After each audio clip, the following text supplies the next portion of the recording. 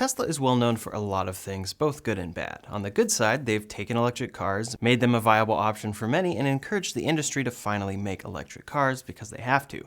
On the bad side, they still deal with quality control issues, and their reputation, which regardless of how much truth there is to it, still can tend to not be the best. Today we're going to talk about all the ways that Tesla is set up to dominate the vehicle industry in the future, and why they can't be stopped. So let's get into it, and a special thanks to Optiwatt for sponsoring a portion of this video.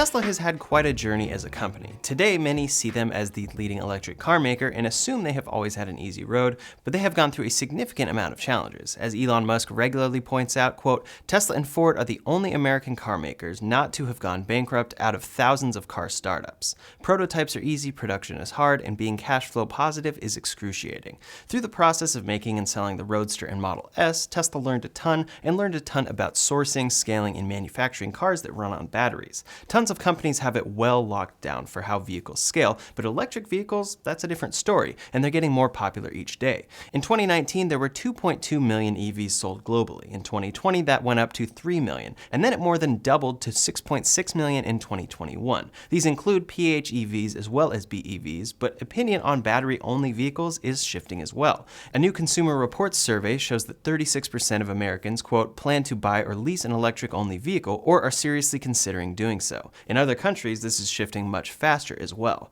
Many assume that an established company can simply slap a battery pack onto an existing vehicle model and immediately scale it beyond what Tesla, the newest company to the pack, ever could. What we're seeing though more and more each day is that something is holding these companies back. At first it was complacency. Electric vehicle R&D is expensive, manufacturing is expensive, and so are the cars themselves for the time being. Companies simply didn't want to make them, but now they are being forced to. They are facing two of the biggest factors. For one, in order for an electric vehicle to work well, get decent range and efficiency, and be compelling, you can't throw a battery pack onto an existing car. You have to do at least some engineering designing the car around the fact that it's electric. Otherwise, the product could definitely suffer, particularly when it comes to range. Second, in order to scale these cars, you need tons of batteries. To make a few cars, you can get those battery packs and cells from suppliers without much issues, but to make a lot of cars, you need millions of battery cells. Each long-range Tesla shipped includes about 4,416 2170 battery cells. This is for the Model 3 and Model Y, which are what Tesla ships more than anything else. So this form factor is currently the one they are using the most. To supply these batteries, Tesla mainly uses their Giga Nevada factory, which is a partnership with Panasonic. Then they also utilize suppliers since they need so many of them. Now, of course, those batteries are made from raw materials, and when you're working at the scale that Tesla is, that becomes increasingly more crucial. This is why we're seeing Tesla considering more and more getting into lithium mining themselves. For now, we mainly see them securing raw material supply from big suppliers, but we're seeing it occur much more frequently. Now, this is only a small piece of the puzzle. There are many reasons why Tesla is succeeding, but we have to address the elephant in the room. So are other companies, right? There's now the Hyundai Ioniq 5, Rivian R1T, Kia EV6, Ford Mustang Mach-E, Cadillac Lyriq, Hummer EV, Ford F-150 Lightning, VW ID4, and many more options on the market to choose from. Many of these are even cheaper than a Tesla, and there are even more options coming soon. GM has announced that they have 30 EVs on the way before 2025. This is all very exciting stuff. I'm fully in support of EVs, and I love that there are so many options coming to market, but how many EVs are actually selling? Well, so far from January to May of 2022, Tesla has registered 179,574 battery electric vehicles in the US.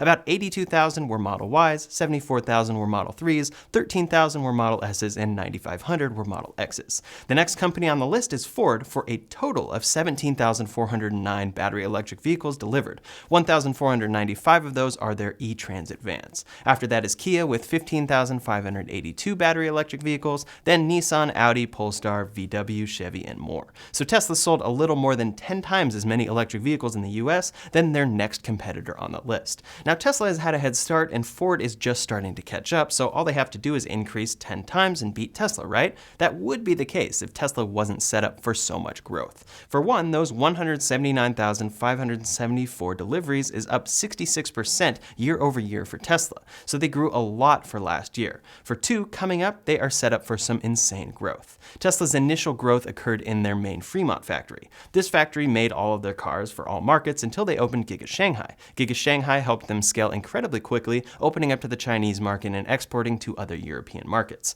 That factory, within a couple years, already makes more cars than Fremont does. Last year and throughout this year, Tesla has been in the process of building their 2 new factories, Giga Berlin and Giga Texas. Each of these is focused on the Model Y, which is Tesla's most popular car, and has begun the scaling process, both making first deliveries this year. The scaling at these factories is taking some time, but soon enough, we'll see another US factory making the Model Y at scale and a European factory making the Model Y at scale. For battery supply, Tesla of course needs to secure more batteries for more cars, and part of their original plan here was to introduce an entirely new cell form factor to help with this. Their new 4680 battery cells come with many advantages, and to start are going to be made in-house by Tesla. They announced tons of details about these cells at Battery Day, but scaling hasn't been what we expected here. Instead of the Model Y at Giga Texas coming out with these cells, they have made a small number of standard range Model Ys with them and shifted the Model Y made there back to 2170 cells. So Tesla tried to jump in on a new technology, but ended up at both factories needing to revert to the same battery cells they've been using for a few years now. Many can see this as a bad thing, and while it is a setback for Tesla and this new technology, they were able to, within a number of months, shift Giga Texas to 2170 cells and make a slew of long-range Model Y deliveries from Giga Texas at the end of the quarter. No other EV brand is working on multiple cell types at scale and shifting to a backup plan that is the current best battery tech. Instead of being cell supply constrained and not being able to make cars, they are cell constrained on 4680s and able to make cars anyway. More on that in just a minute. Before we go any further, I'd like to thank today's sponsor, Optiwatt. Optiwatt is a free app for electric car drivers that optimizes your charging experience, and it's not just for Tesla owners. They support 16 battery electric brands, including Audi, Hyundai, Ford, and many more. The app schedules your EV to charge when electricity rates are cheapest, and for a Tesla, it's a much more advanced system than just the Tesla app. Optiwatt integrates with your utility provider, and that means if your time of use rates have multiple tiers, or they change depending on your season, the app can help you adjust when your car starts charging. That also means it can track your usage and offer real-time rates where prices change by the minute to help you get the lowest possible cost per charge. There are tons of other great features as well. With home integration, you can see exactly what you're using energy on throughout your entire home and how your electric car fits into that. You can then use that information to reduce your peak activity and therefore your bill and your carbon footprint. To check out Optiwatt for yourself and make charging efficiency a whole lot easier, download the free app by clicking the link in the description below. Now that's a lot of talk about battery supply, and believe it or not, there is more to talk about there, but let's shift over to Tesla's factories. Tesla now has 4 factories actively making cars. 2 are exclusively making the Model Y, but will be expanding quickly. Giga Texas was built, and Tesla has already filed a permit for a 500,000 square foot extension at Giga Texas. This will reportedly be an expansion of General Assembly 2 and 3. At Giga Berlin, Tesla has filed for more land to expand before that factory has truly scaled. At Giga Shanghai, we've seen rumors of Tesla building a second factory, but recently Tesla has planned to upgrade the existing plant to a capacity of 21,000 EVs per week. For context, that means that each week, this factory will be making 4,000 more EVs than Ford sold from January to May of this entire year in the US. Tesla's most recent quarter brought a reduced number of deliveries from the previous quarter. This is the first time in a while that deliveries went down, and this is very clearly because Giga Shanghai, their most productive factory, was forced to shut down for a few weeks and scale back up. Tesla delivered 254,695 cars globally, still far more than competitors, but the important thing here is that they said, quote, June 2022 was the highest vehicle production month in Tesla's history. So coming up for Q3, assuming everything goes according to plan, they should be set up for another record quarter, especially with Giga Texas and Berlin scaling. Long term though, there are a number of things to look out for with Tesla. While 4680 cells are currently somewhat on the back burner, or not their primary focus for scaling at Giga Texas and Berlin, there will be a lot of news there in the future. Tesla will be scaling 4680 cells themselves at their own factories and their Cato Road facility in California, but they will also be going full force with suppliers too. Samsung is building a pilot production line of Tesla's 4680 cells. LG is investing $450 million into production of 4680 cells. Panasonic is planning on 4680 cell production by March of 2024, and surely we'll be hearing more from other companies soon. Multiple companies are investing heavily into a battery cell form factor that only Tesla is planning to use thus far. This, of course, can shift, but for now, all of these these companies are planning to supply Tesla. Panasonic's factory is rumored to be placed in Oklahoma or Kansas, specifically close to Giga, Texas, where they will be directly supplying the cells. First, these companies will supply the 4680 Model Y, but later they will supply the Cybertruck. The most recent updates on the Cybertruck are that the final design is locked in. Additionally, drive unit production equipment for it has been ordered. So that truck is inching towards production, and as far as we know, it will be utilizing many 4680 cells. According to the Cybertruck order tracker as well, Tesla is sitting on about 1.5 million reservations for this truck. Even if half cancel, that's an insane backlog of orders for a new Tesla vehicle. The Tesla Model Y is extremely popular, and the Cybertruck is expected to be as well.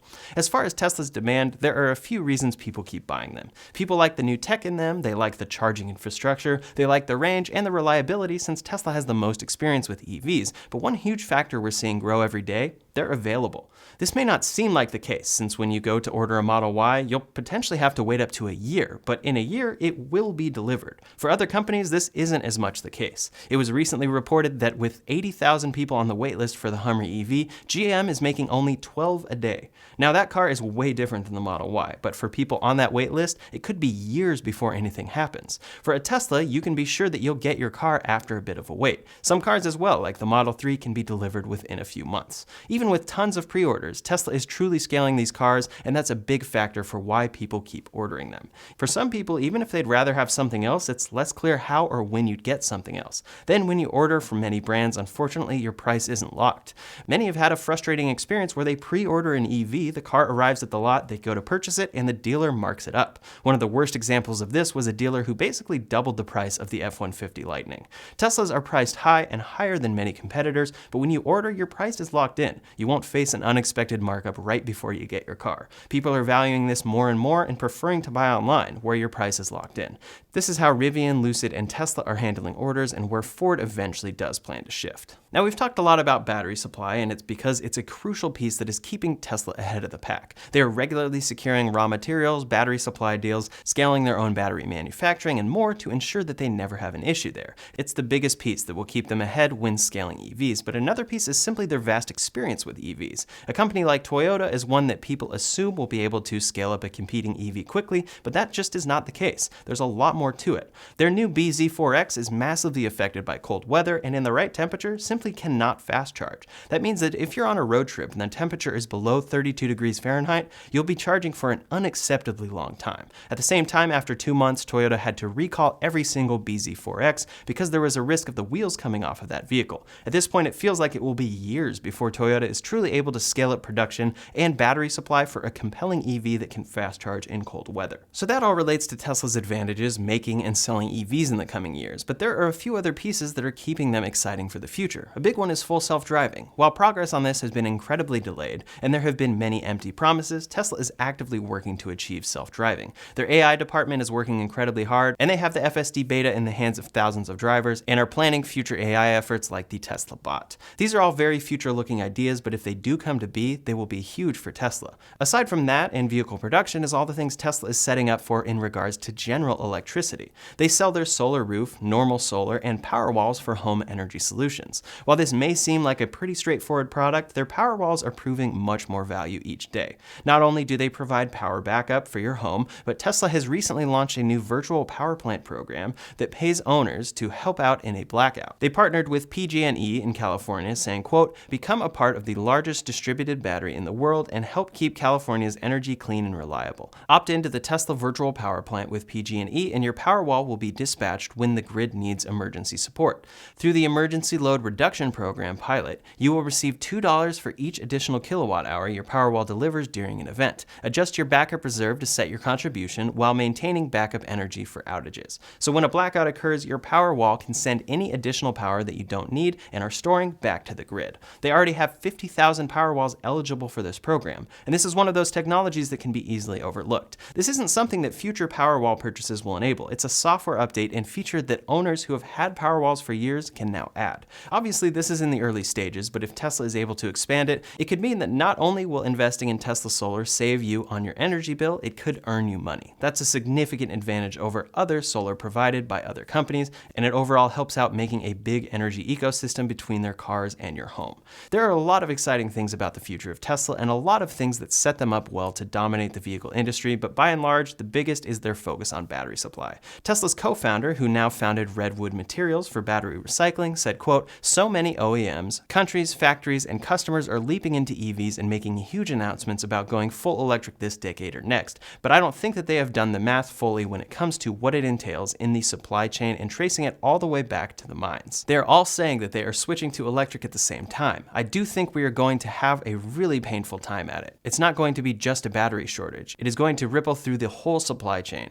It will be maybe nickel shortages, cathode shortages, maybe another day it will be separator shortage. This is something that Tesla is laser focused on and working on each and every day. Other companies are starting to announce great EVs, but are they truly going to be able to get them in hundreds of thousands of customers' hands? Are they securing millions of battery cells in the years to come? We'll have to see. I'm a huge fan of all EVs and genuinely excited to see competition arriving each day, but I'll be more excited once we see that these companies can actually scale these cars and make them readily available. In the meantime, if you want to see the latest Tesla news and future products coming from Tesla, you can check out that video linked up here or in the description below. Thanks so much for watching, and I'll see you on the next one.